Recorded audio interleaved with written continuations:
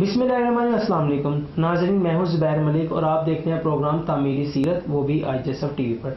नाज़रीन, अगर अभी तक आपने हमारा चैनल सब्सक्राइब नहीं किया तो काइंडली चैनल को सब्सक्राइब करें और नीचे बेल आइकन पर लाजमी क्लिक करें ताकि आने वाली वीडियो आप तक पहुँच सके।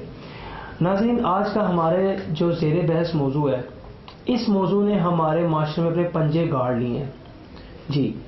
सोशल मीडिया का बेदरी तरीके से इस्तेमाल और किस तरह से नौजवान नस्ल इसमें मुब्तला हो चुकी है, और टिकटॉक जैसी एप्लीकेशन में जिस तरह हमारे माशरे में फहाशी फैलाई हुई है, तो इसी पे बहस करने के लिए हमने अपने स्टूडियो में दावत दिया जनाब चेयरमैन IJSF ज़ैनुल आबिदीन साहब को। जी ज़ैन साहब, कैसे हैं आप? जी अल्हम्दुलिल्लाह मलिक साहब। जी ज़ैन साहब, ये टिकटॉक जैसी एप्लीकेशन जो हमारे कॉलेजेस की हमारी बहनें एक आम इस्तेमाल करती हैं और वीडियो पब्लिश करती हैं, अपलोड करती हैं, नाच गाने वाली वीडियोस डिफरेंट तरह की होती है, क्या हमारे माशरे में इसकी क्या अभी बहुत ज़्यादा ज़रूरत है नौजवान नस्ल को? जी बिस्मिल्लाहिर्रहमानिर्रहीम। मलिक साहब, बग़ैर कुछ कहे मैं यहाँ पर नबी अकरम सल्लल्लाहु अलैहि वसल्लम की एक हदीस के अल्फाज जो है वो अपने नाजरीन के साथ शेयर करूँगा। प्यारे आका सल्लल्लाहु अलैहि वसल्लम का इरशाद है कि ऐसी औरतें पैदा होंगी जो लिबास ज़ेब तन करने के बावजूद बरहना जो है वो दिखाई देंगी, ऐसी ख़वातीन जो है वो जहन्नुम में जाएंगी। ये मैं नहीं कह रहा, ये प्यारे आका सल्लल्लाहु अलैहि वसल्लम के अल्फाज हैं।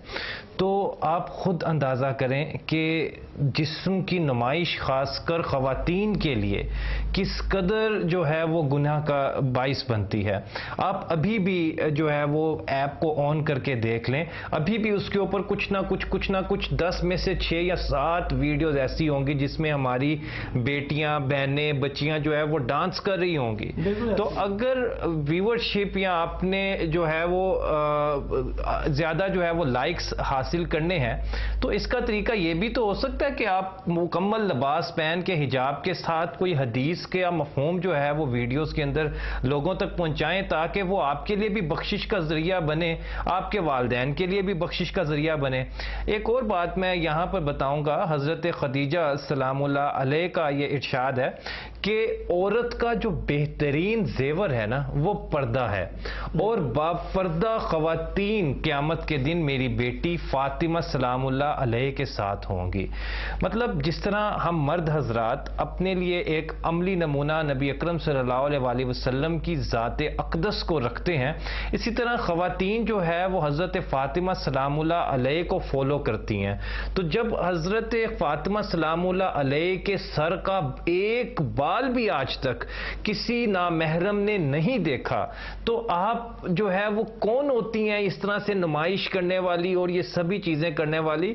फ़ातिमा सलामुल्लाह अलैह तो वो थी जिन्होंने ये वसीयत की कि मुझे जब दफनाना तो रात के अंधेरे में दफनाना, और मेरा कफन जो है वो इस तरह से रखना कि देखने वालों को यह भी पता ना चले कि फातिमा पतली थी या मोटी थी। तो आप यहां से अंदाजा लगाएं कि हम किनके पैरोकार हैं और हमने कौन सी राह चुन ली है। मलिक साहब, जिस तरह आपको ही पता है पाकिस्तान का मतलब ला इलाहा इल्लल्लाह है, और इसी इस्लामी रियासत में पाकिस्तान जैसे पाक मुल्क में कुछ ख़वातीन मेरा जिस्म मेरी मर्जी का नारा लगाकर हर साल माशरे में लॉन्ग मार्च करती हैं। तो मेरा नहीं ख्याल है कि इस जैसे नारे, इस जैसे फरसूता नारे की हमारे माशरे को कोई ज़रूरत है। तो इस बारे में आप क्या कहना चाहेंगे? बिल्कुल मलिक साहब, सबसे पहली चीज़ तो ये कि हम ऐसी ख़वातीन का जिक्र कर ही क्यों रहे हैं, लेकिन अगर आपने सवाल किया तो इसका मैं मुख्तसर सा जवाब देना चाहूँगा, और वो ये है कि किस जिस्म की बात कर रहे हैं। जब इस जिस्म से रूह निकल जाती है, जब ये बेजान होता है, तो कब्रिस्तान तक भी आप खुद अपनी मर्जी से नहीं जा सकते, आप लोग दूसरों के रहमो करम पे होते हैं। ये जिस्म तो जो है वो अल्लाह की अमानत है, तो हमें अल्लाह ताला के बताए हुए अहकामात के मुताबिक इस जिस्म को, खासकर ख़वातीन को पर्दे में रहने की जो है वो ज़रूरत है। तो अगर आपने बात बढ़ाई तो एक दो चीज़ें जो है वो मैं आप लोगों के साथ शेयर करूं कि हमारा मज़हब, कम से कम दीन इस्लाम जो है वो ये कहता है कि जब औरत बेपर्दा होकर अपने घर से निकलती है तो फरिश्ते भी उस पर लानत भेजते हैं। तो आप बताएं कि इस मार्च के अंदर, क्या ये जो मार्च होता है इसी के अंदर आप गौर से देखेंगे मर्द भी साथ ही शामिल होते हैं कुछ, ठीक है, कुछ साथ ही ख़वातीन ننگ بھی ہوتی ہیں, بال کھلے ہوتے ہیں, اور اس طرح کے انہوں نے چارٹ پیپرز اٹھائے ہوتے ہیں کہ جس کو دیکھ کر مجھے بھی شرم آتی ہے. یقین کیجئے شاید خواتین کے تحفظ کا سب سے بڑا علم بردار پورے وطن میں میں ہوتا اگر یہ اس مارچ کو جو ہے وہ جس طرح طریقہ یا حق ہوتا ہے اس طرح کرتے, باپردہ ہو کے کرتے.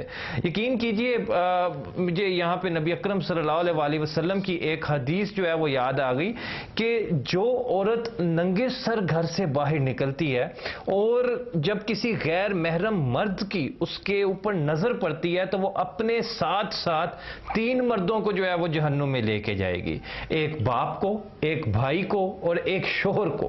آپ یہاں سے اندازہ لگائیں کہ عورت کا پردہ کرنا کس قدر جو ہے وہ ہمارے ملک صاحب, عورت کا پردہ کرنا ہمارے مذہب میں شہید کے لہو کے برابر دیا گیا.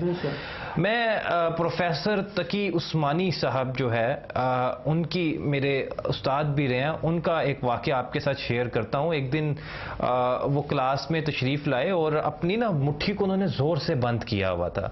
وہ طلبہ سے پوچھنے لگے کہ بیٹے بتاؤ میری مٹھی میں کیا ہے. ایک سٹوڈنٹ کھڑا ہوا کہنے لگا کہ سر مجھے لگتا ہے کہ آپ کی مٹھی میں جو ہے نا وہ سونا ہے.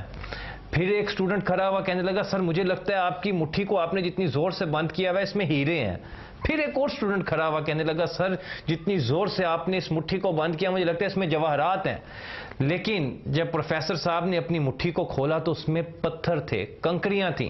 پھر پروفیسر صاحب نے ہم بچوں کو یہ سمجھایا کہ اللہ تعالیٰ ان کی مغفرت کرے کہ جس وقت عورت کا جو پردہ ہے نا وہ بھی اس بند مٹھی کی طرح ہے. جب تک وہ اس مٹھی کے جس طرح یہ بند ہے اس طرح پردے میں رہتی ہے تو وہ ہیرا بھی ہے, وہ سونا بھی ہے, وہ جواہرات کی مانند ہے. لیکن جب اس کو آپ اس طرح سے پردے سے باہر نکال دیتے ہیں جیسے کہ مٹھی کو کھولا تو وہ ان کنکڑیوں اور پتھروں کی مانند ہو جاتا ہے. تو یہ سمجھنے والوں کے لیے جو ہے ایک بہت بڑی حکمت ہے. میں گزارش یہ کرتا ہوں کہ خدا را آپ لوگ جو ہے وہ اس مارچ کو کریں, باپردہ طریقے سے کریں. میں خود خواتین کے حقوق کا علم بردار ہوں اور ہم اس مارچ کے خلاف نہیں ہیں لیکن اس کے طریقہ کار کے خلاف ہیں. ملک صاحب جی زین صاحب, ایک اور ہم مائنڈ میں ہمیشہ سے کوشچن مائنڈ میں رہا ہے اور وہ اکثر ہم دیکھتے بھی ہیں کیونکہ آج کا جو ہمارا یہ بحث کا موضوع ہے نا یہ بڑا ہی سنجیدہ ہے کہ ہم اس میں کوئی بھی اس طرح کی مطلب بات کرنے کے مجاز میں نہیں آ رہے ہیں کہ سمجھ نہیں لگتی ہے کہ ہم کس طرح سے مطلب اس بات کو لے کے آگے چلیں. ہم اکثر ایک چیز دیکھتے ہیں کہ نا ہمارے موبائل کی بیٹری اگر 100% ہو تو ہم بڑے مطلب خود بھی مطلب ریلیکس ہیں. اگر وہ 10% ہو تو ہمیں اپنے کھانے کی ہوش نہیں ہوتی ہے, کوئی اور کام کی ہوش نہیں ہوتی ہے, ہمیں ٹینشن نہیں ہوتی ہے کہ ہمارا کہ موبائل نہ بند ہو جائے. جو ہماری نوجوان نسل ہے وہ کس طرح سے موبائل کا استعمال کر رہی ہے, اور موبائل کا استعمال حالانکہ ہونا یہ چاہیے کہ جی خدا نہ خواستہ ایمرجنسی کی صورت میں سب سے پہلے تو ہمیں اللہ سے یہی دعا کرنی چاہیے کہ کوئی ایمرجنسی نہ ہو. لیکن ایمرجنسی کی صورت میں اگر ہمیں کسی سے رابطہ کرنا پڑ جائے, اپنے گھر والوں کو انفارم کرنا پڑ جائے, تو موبائل کا بیسیکلی مقصد یہ رہا ہے. تو لیکن آج ہمارے موبائل کا مقصد یہ ہے کہ ہم نے کس طرح فیس بک پہ آن لائن رہنا ہے, ٹویٹر پہ آن لائن رہنا ہے, واٹس ایپ پہ آن لائن رہنا ہے, کس طرح سے ٹک ٹاک کا یوز کرنا ہے, انسٹاگرام پہ اپنی ڈیلی ایکٹیویٹی کو پبلش کرنا ہے. تو یہ ہماری معاشرے کو اتنی ضرورت نہیں ہے. اور سب سے زیادہ اس میں جو مبتلا ہو رہی ہیں نا ہماری نوجوان نسل ہے جو کالج لیول پہ ابھی یونیورسٹی لیول پہ جاتے بھی نہیں ہیں اور ان کو یہ چیز کا استعمال کرنا بڑا عام آ گیا ہوا ہے. اور آج کل ان کے ہاتھ میں 20,000 سے تو کم کا کوئی موبائل ہی نہیں رہا. تو اس بارے میں کیا آپ انہیں ایک پیغام دینا چاہیں گے اس میں؟ دیکھیں ملک صاحب, کسی بھی گھر میں میں نے تو یہ نوٹ کیا ہے راشن ہو نہ ہو, کھانے کے لیے سامان ہو یا نہ ہو, ایک اینڈرائڈ موبائل کم از کم لازمی ہوتا ہے. اللہ تعالیٰ نے رات کو سونے کے لیے بنایا. یہ قرآن مجید میں بھی اللہ تعالیٰ فرماتے ہیں کہ بے شک رات کو سونے کے لیے بنایا گیا. لیکن ہمارے ہاں آپ دیکھیے گا کہ رات کا ہی تو انتظار کر رہے ہوتے ہیں واٹس ایپ پر چیٹ کرنے کے لیے, میسنجر پر چیٹ کرنے کے لیے. تو اللہ تعالیٰ نے چونکہ راتوں کو سونے کے لیے بنایا ہوا ہے, اسی وجہ سے جو نوجوان لوگ جو ہے وہ کہتے ہیں کہ ہم سی ویز لے کے دھکے کھا رہے ہیں اور نوکریاں نہیں ملتی. اللہ تعالیٰ روزی میں سے برکت بھی ختم کر دیتا ہے, اللہ تعالیٰ زندگیوں میں سے برکت بھی ختم کر دیتا ہے جب آپ اللہ تعالیٰ کے احکامات سے ہی جو ہے وہ نفی کریں گے. دیکھیں راتوں کو اٹھ کر عبادت کریں. اگر رات کو جاگنا آپ کے لیے اتنا ہی ضروری ہے, یہ زندگی تو مختصر سی زندگی ہے. ایک وہ وقت تھا کہ جب P T C L central phone ہوتا تھا اور اس کے اوپر فون آتا تھا نا تو 10 گھر چھوڑ کے کوئی ایک گھر ہوتا تھا جہاں پر پی ٹی سی ایل لگا ہوتا تھا اور وہاں سے جو ہے وہ سارے محلے والے ادھر فون سننے کے لیے جایا کرتے تھے. اب آج کیا ہوتا ہے, ایک ہی گھر میں رہتے ہوئے بھائی, باپ, بیٹا, ماں, بہن ایک دوسرے سے جو ہے وہ لاپتہ ہوتے ہیں. وہ ایک کمرے میں بیٹھ کے بھی ایک دوسرے کو بلانے کی بجائے موبائلوں میں جڑے ہوتے ہیں. تو یہ ایک بہت ہی غلط ٹرینڈ جو ہے وہ ہمارے معاشرے میں پھیل رہا ہے. دیکھیں ہمارا جو تعمیر سیرت پروگرام کا مقصد ہے نا ملک صاحب, یقین کیجئے نہ تو فالوشپ لینا ہے نہ ویورز لینا ہے. ہمارا مقصد یہ ہے کہ چند ہزار لوگوں میں سے کوئی ایک شخص بھی اگر ہماری بات سن کر اس پر عمل کرنا شروع کر دیتا ہے تو ہمارا مقصد تو پورا ہو جاتا ہے. اور اگر ہم یہ سمجھیں کہ یار میرے ایک اکیلے کے بدلنے سے معاشرے میں کون سی تبدیلی آ جائے گی, تو یہ ایک حماقت ہے. آپ خود کو تو بدلیں تاکہ بروز قیامت جب اللہ تعالیٰ آپ سے پوچھیں کہ تم نے کیا کیا اس معاشرے کی تبدیلی میں, تو آپ یہ تو بتا سکیں کہ جو آپ کے اختیار میں تھا آپ نے وہ کیا. تو کم از کم آپ اپنے آپ کو تھوڑا سا بدلنے کی کوشش کریں. موبائل اگرچہ ایک نشہ ہے, اس سے بہت آسانی سے جان نہیں چھڑائی جا سکتی, لیکن اس کا استعمال اتنا کریں جتنی کہ ضرورت ہے. ہم ضرورت سے جب ایک چیز کو زیادہ استعمال کرنا شروع کر دینا تو وہ نشہ ہے اور نشہ حرام ہے. جی صاحب, اکثر ایک اور اپلیکیشن کا ذکر کیا جاتا ہے. اکثر اس میں ہمارے جو لڑکے حضرات ہیں, ہمارے بھائی جو ہیں, ایک نوجوانوں میں سے جو میل حضرات ہیں وہ بڑے مبتلا ہو چکے ہیں اور سائیکولوجیکل ریسرچ بھی آ چکی ہے کہ وہ بطور کردار خود کو ہی اس اپلیکیشن کے اندر پاتے ہیں. اس اپلیکیشن کا نام ہے پب جی, جو اکثر ایک آپ نے سنا ہوگا, بڑا ایک نام ہے پب جی. اس کی پوری ایبریویشن میں آج آپ کو بتاتا چلوں, اس کا پورا نام ہے پلیئر ان نون بیٹل گراؤنڈ. کہ مطلب ہم کسی دوسرے کردار کو نہیں جانتے اور ہم نے اس گراؤنڈ میں آ کر اس کے ساتھ لڑنا ہے. تو ہماری نوجوان نسل رات رات تک یہ کرتی ہے اور کافی کیسز بھی ہمارے پاکستان میں ایسے ہو چکے ہیں کہ کسی نے اپنے گھر میں ہی وہ پستول اٹھا کے کسی کو مار دیا, اور وہ بطور ایک پب جی کا ایک ایڈکٹڈ پلیئر تھا جو اس میں پوری طرح مبتلا ہو چکا ہوا تھا. تو اس کے بارے میں آپ کیا کہیں گے؟ اس کو بند ہونا چاہیے کہ اس کو کنٹینیو رکھنا چاہیے؟ دیکھیں ملک صاحب, میرا خیال ہے کہ عدالتوں کے بارہا اس کے اوپر فیصلے آ چکے ہیں. تو مجھے نہیں سمجھ آتی کہ جب ایک بار عدالت اس کی پابندی کا فیصلہ دے دیتی ہے تو پھر کیوں یو ٹرن ہو جاتا ہے, پھر کیوں اس کو جو ہے وہ دوبارہ بحال کر دیا جاتا ہے. تو کئی مفتیان نے پب جی کے خلاف جو ہے وہ باقاعدہ فتوے بھی دیے ہیں.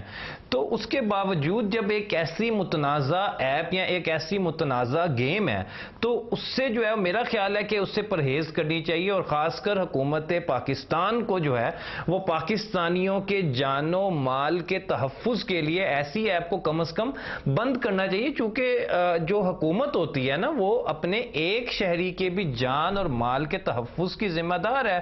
آپ کو حضرت عمر رضی اللہ تعالیٰ عنہ کا وہ واقعہ تو یاد ہے نا, وہ قول بھی یاد ہے کہ فرات کے کنارے اگر ایک کتا بھی جو ہے وہ بھوکا سو جائے گا تو عمر جو ہے وہ قیامت کے دن اس کا جواب بھی دے گا.